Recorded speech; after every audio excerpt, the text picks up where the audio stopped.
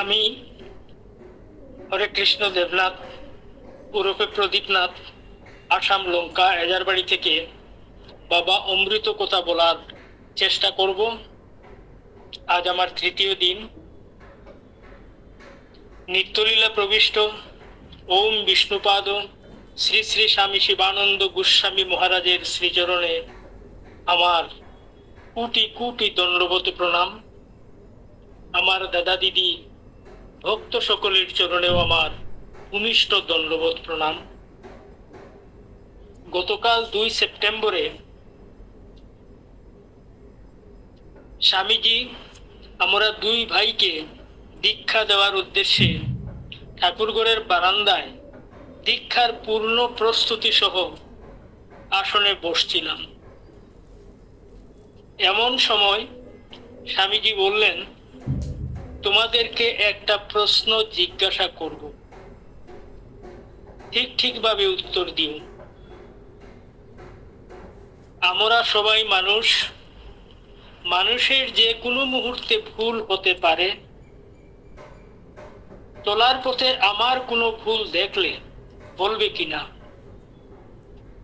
আমিও আমার মা বাবার ভজনের একটা গানের অর্থ থেকে বলেছিলাম, গুরুর দোষ বা বিক্রিয়া দেখিলে বলতে নাই। এমনকি কেউ গুরুনিন্দা সূচক আলোচনা করলে সেই স্থান তৎক্ষণাৎ ত্যাগ করা উচিত। কাজেই উত্তরে বলছিলাম, না স্বামীজি, গুরুর ভুল বলা অপরাধ, এই জন্য আমার গুরুর দোষ বা ভুল আমরা ধরব না, বলবো না। সাথে সাথে স্বামীজি একটু রেগে গিয়ে আসন ছেড়ে উঠে গেলেন আর বললেন, আজ তোমাদের দীক্ষা হবে না, তোমাদের দীক্ষার সময় এখনো হয় নাই।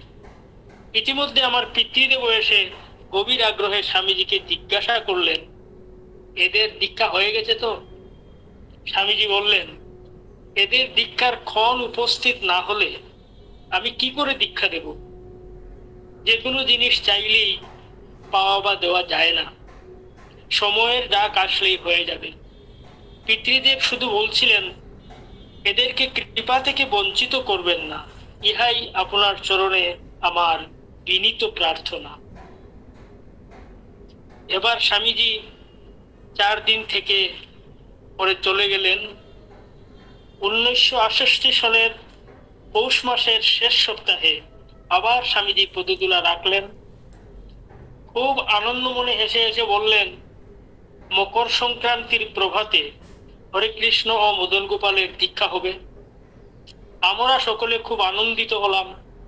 মকর সংক্রান্তির সকালবেলা পূর্বের মতো পূর্ণ প্রস্তুতিতে আমরা দীক্ষার আসনে বসলাম। মনে খুব আনন্দ।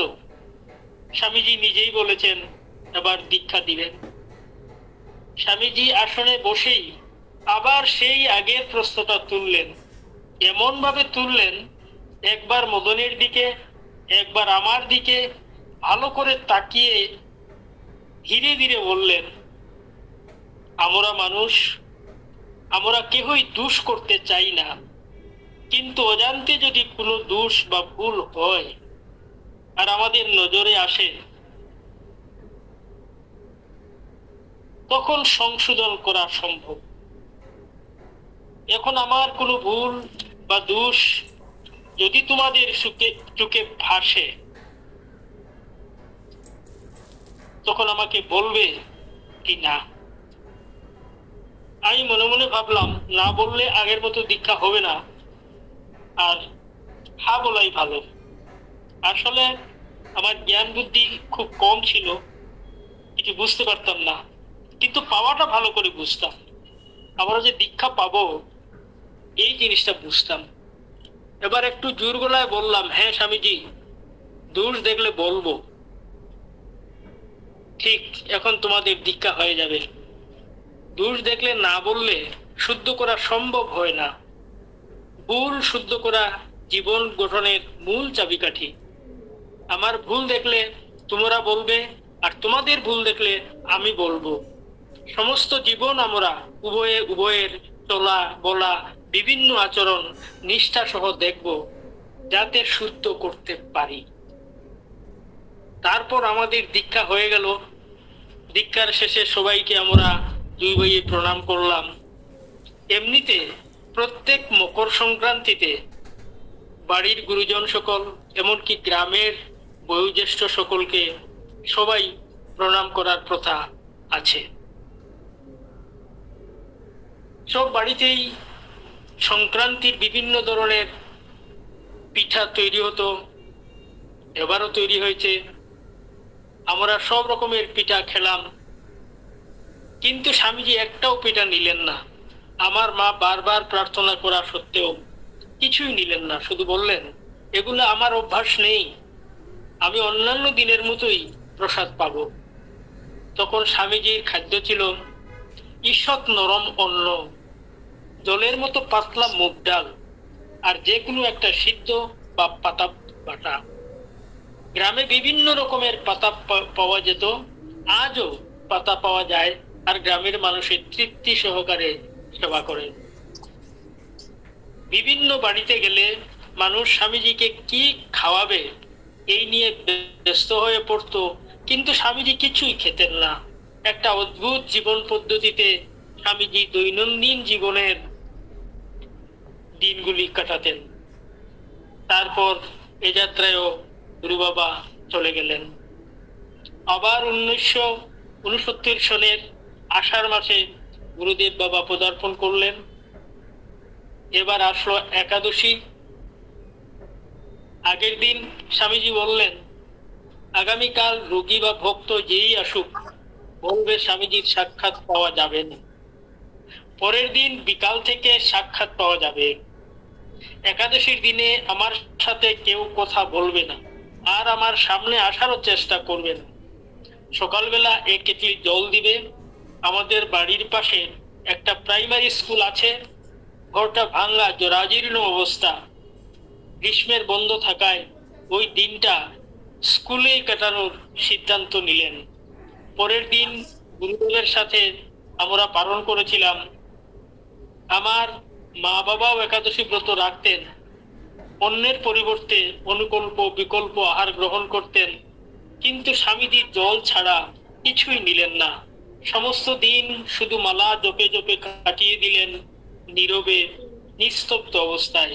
কি আশ্চর্য জীবনযাপন পদ্ধতি! 1968 সন থেকে 1975 সন পর্যন্ত এদার বাড়িতে শিষ্য বলতে আমরা দুই ভাই ছিলাম। স্বামীজি আসতেন, রোগী সকলও এসে চিকিৎসা করাতেন।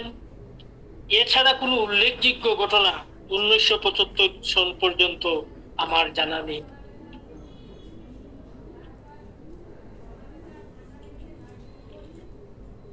'76 সনে স্বামীজি আমাদের বাড়িতেই আসছিলেন। যজ্ঞস্থলীর নিকটে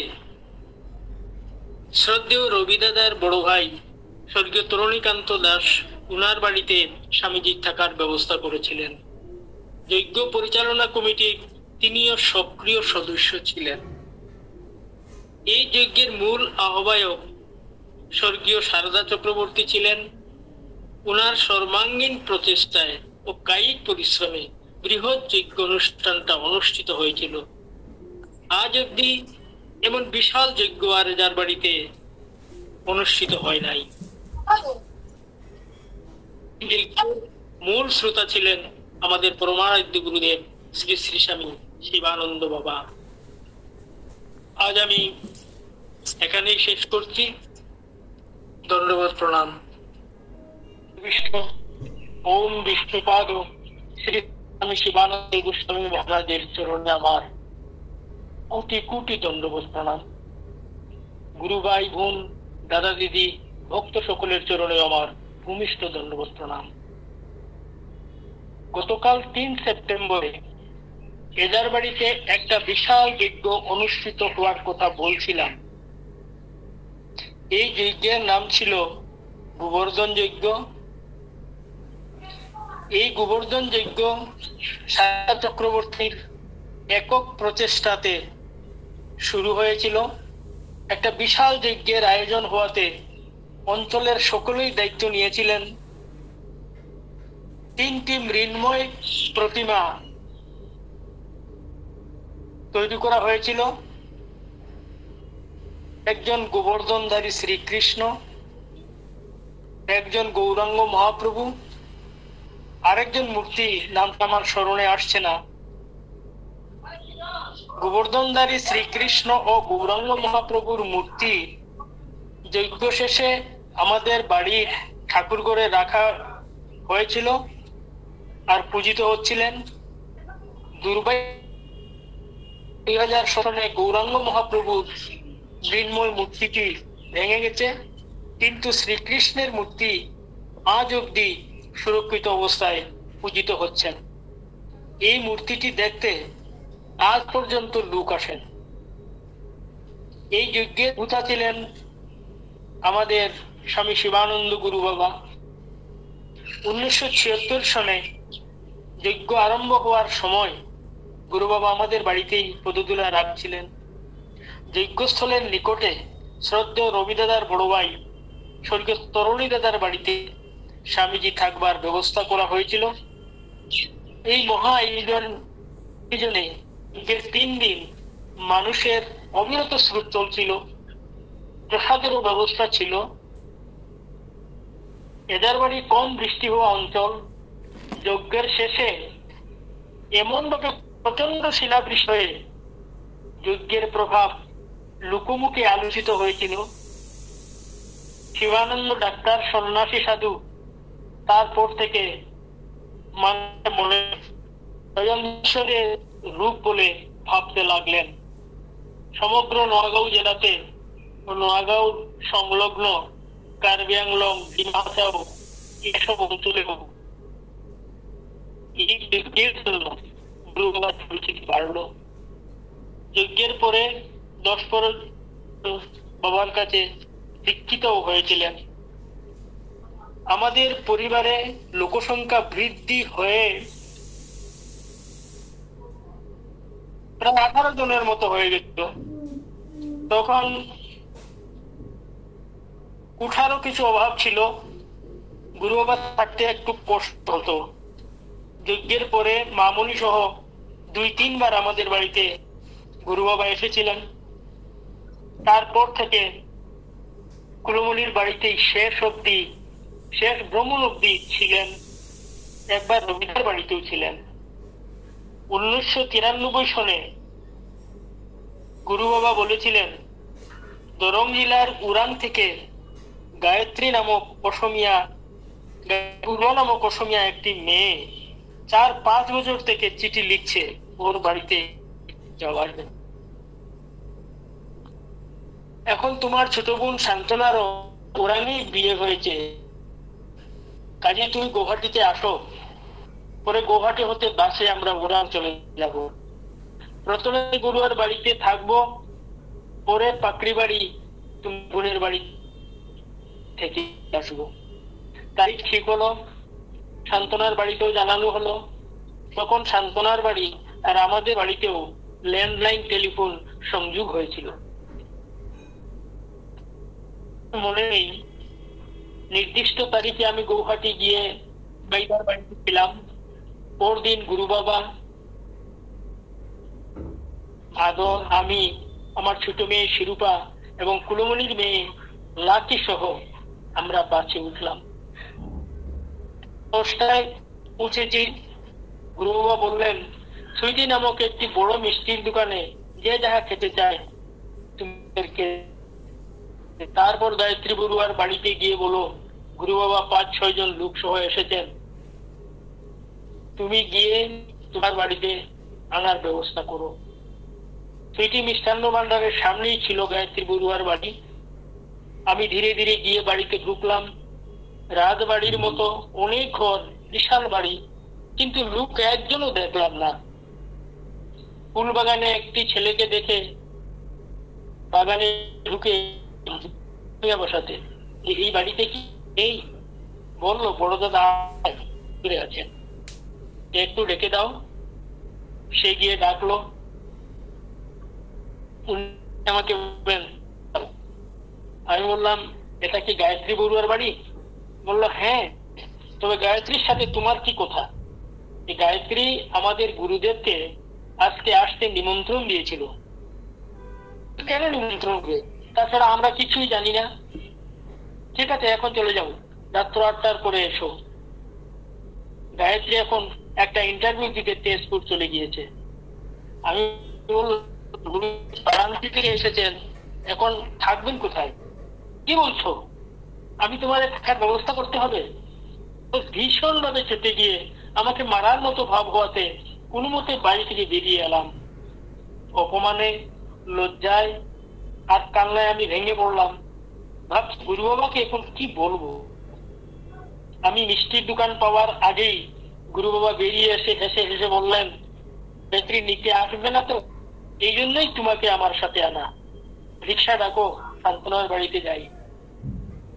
তিনখানা রিক্সা করে পাত্রী বাড়ি গিয়ে পৌঁছলাম দিনের প্রায় 12টায়। বাড়িতে দেখি নানা আসবাব সব বাইরে এলোমেলো ভাবে পড়ে আছে। ধোয়া মুছা পরিষ্কার পরিচ্ছন্নতার কাজ জোরদার হিসাবে চলছে। সবাই আশ্চর্য হয়ে বলছেন, আগামীকাল আসার কথা ছিল, আজ হঠাৎ আগমন। গুরু বাবা উত্তর দিলেন, কখন কোথায় কে যাবে বা আসবে কেহই নিজে বলতে পারবে না। একদিন আগে শিব বাবা আমাদের আনলেন, এখন খুব সত্তর আমাদের সেবার ব্যবস্থা করুন। আদর মামনি ঘরে ঢুকে সেবার জন্য রান্না শুরু করলেন। এদিকে তালই মহাশয়, শান্তনার শ্বশুর, বিষয়টা আমার পিতৃদেবকে জানালেন। বাড়ি থেকে বাবা বলছেন, আপনি খুবই ভাগ্যবান, আপনার বাড়িতে একদিন আগে মহাপুরুষ ঢুকে গেলেন। দিনবারের কোনো প্রয়োজন হবে না। শান্তনার বড় ছেলের বয়স এখন 6 মাস। কালকেই মহাপুরুষকে বলে অন্নপ্রাশনের ব্যবস্থা করুন। প্রার্থনা জানাইলে মহাপুরুষ নিশ্চয় রাজি হয়ে যাবেন। সেবার পরে প্রায় বিকাল 4 ঘটিকায় তালই মহাশয় দণ্ডবোধ প্রণাম করে গুরুদেবকে অন্নপ্রাশনের কথা জানালেন। গুরুদেব রাজি হয়ে গেলেন। পরের দিন অন্নপ্রাশনের ব্যবস্থা করুন। পাকড়িবাড়ি অঞ্চলটা বড় অধ্যুষিত। বাঙালি মাত্র 7 পরিবার, কিন্তু আশেপাশে থাকা গ্রামেও মধ্যে মধ্যে ছিটে ছড়ে বাঙালি লোকের বসবাস ছিল। অঞ্চলের সকলকে অন্নপ্রাশনের নিমন্ত্রণ করা হলো। গোসাই মহাপুরুষের আগমনের কথাও জানানো হলো।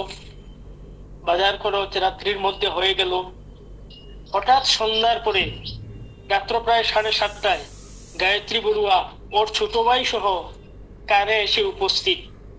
সাথে নিয়ে এসেছিল প্রায় 100 খানেক রসগোল্লা ও চানাচুর মিক্সচার প্রায় 5 প্যাকেট। আমি ঘরে ঢুকে গুরু বাবাকে বললাম, ছোট ভাই সহ গায়ত্রী এসেছে। গুরু বাবা আমাকে শিখিয়ে দিলেন, তুমি এদেরকে বসতে দাও আর বলো গুরু বাবা এখন ধ্যানে মগ্ন আছেন, একটু অপেক্ষা করতে হবে। কতক্ষণ পর গায়ত্রী বলে, দেখো তো ধ্যান ভাঙলুক কিনা। আমিও ঘরে ঢুকে বাবাকে জানাই।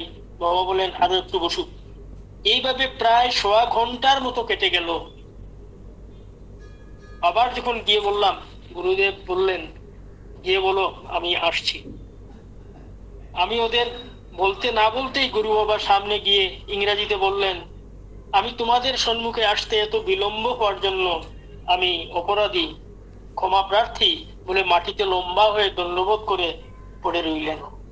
ওরাও সাথে সাথে মাটিতে লম্বা হয়ে পড়লো। কতক্ষণ পর পর ভাই বোন মাথা তুলে গুরুদেবকে দণ্ডবোধে দেখে আবার তারাও মাথা নিচু করে করলেন। এভাবে 2-3 বার করার পর প্রায় 5 মিনিট পর গুরুদেব দণ্ডবোধ থেকে উঠে ইংরেজিতে বললেন, আপনারা জ্ঞানী, গুণী, সম্ভ্রান্ত, সুখী মানুষ। আমি একজন বাসস্থানহীন ফকির সন্ন্যাসী। আমার জন্য আজ আপনারা অনেক কষ্ট করতে হয়েছে, আমাকে ক্ষমা করেছেন তো?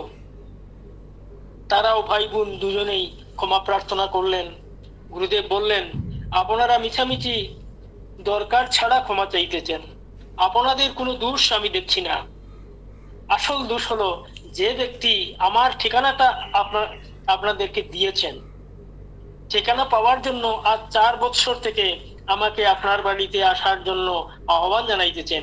এখন নির্দিষ্ট তারিখ ও সময় দিয়েও আপনি নিজে বাড়িতে অনুপস্থিত।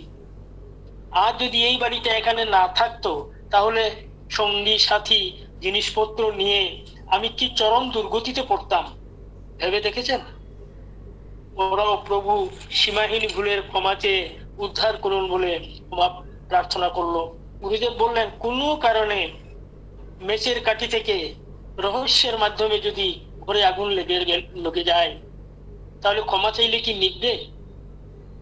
আজ আমি এখানেই শেষ করছি, আগামীকালকে পরে বলবো। ধন্যবাদ।